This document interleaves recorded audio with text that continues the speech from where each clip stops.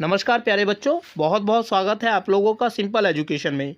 दोस्तों, आज की इस वीडियो में हम लोग बात करेंगे कक्षा 9 की 25 जनवरी की सामाजिक विज्ञान की वर्कशीट नंबर 73 के बारे में।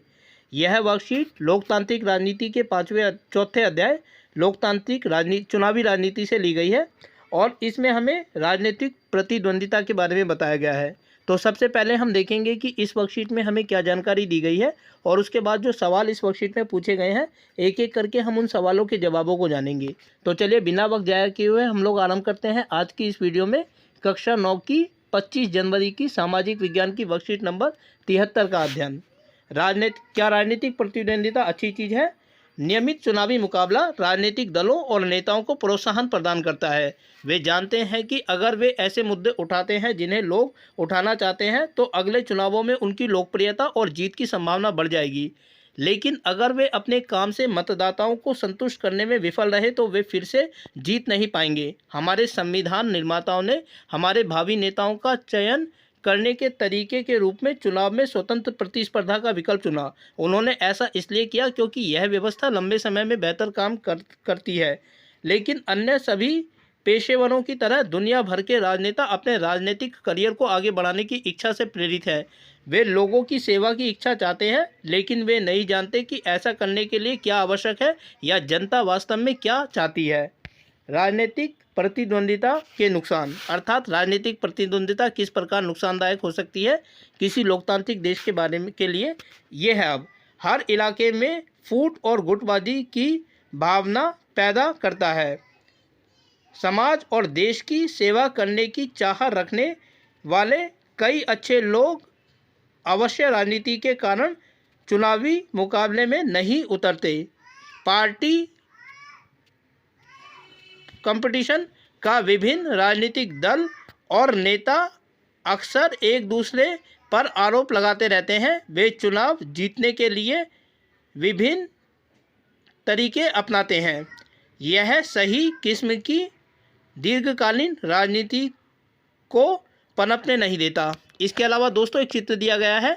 मेरे पास योजनाएं हैं, घोषणाएं हैं, वायदे हैं और वोटर कहता है कि मेरे पास वोट है।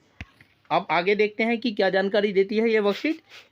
इसका यथार्थवादी तरीका यह है कि एक ऐसी प्रणाली स्थापित की जाए जहां राजनीतिक नेताओं को जनता की सेवा करने के लिए पुरस्कृत किया जाए और ऐसा न करने के लिए दंडित किया जाए। यह पुरस्कार या दंड लोग तय करते हैं। यह बाजार की तरह काम करता है। अगर कोई दुकानदार सिर्फ अपने फ़ायदे में दिलचस्पी रखता है तो भी उसे ग्राहकों को अच्छी सेवा देने के लिए मजबूर होना पड़ता है। अगर वह ऐसा नहीं करता तो यह ग्राहक किसी और दुकान पर चला जाएगा। राजनीतिक प्रतिद्वंदिता के कारण समाज में विभाजन और कुछ कुरूपता हो सकती है, लेकिन अंत में यह राजनीतिक दलों और नेताओं को जनता की सेवा के लिए मजबूर करने में मदद करती है। तो प्यारे बच्चों, ये वर्कशीट थी। अब इस वर्कशीट के आधार पर जो सवाल दिए गए हैं हम उनके जवाबों को जानेंगे। क्योंकि यहाँ स्थान की कमी है इसलिए अन्यत्र हम जानेंगे कि इन सवालों के जवाबों को हम कैसे लिख सकते हैं। तो प्यारे बच्चों, पहला सवाल है कि आपके अनुसार किसी देश में किस तरह की चुनावी प्रतिस्पर्धा होनी चाहिए, और इसके जवाब को हम इस तरीके से लिख सकते हैं कि हमारे अनुसार किसी भी लोकतांत्रिक देश में चुनावी प्रतिस्पर्धा खुली तथा लोकतांत्रिक होनी चाहिए, जिसमें किसी व्यक्ति अथवा दल को चुनाव लड़ने से रोका नहीं जाना चाहिए। अगला सवाल है कि यदि किसी देश में कोई चुनावी प्रतिस्पर्धा नहीं है तो क्या इसे लोकतांत्रिक देश या लोकतांत्रिक प्रकार का देश कहा जा सकता है, और इसके जवाब को हम इस तरीके से लिख सकते हैं कि नहीं, क्योंकि इस प्रकार के चुनावों में ना तो लोगों को चुनने का अवसर मिल पाएगा और ना ही चुनाव लड़ने वालों को अपना प्रचार करने का।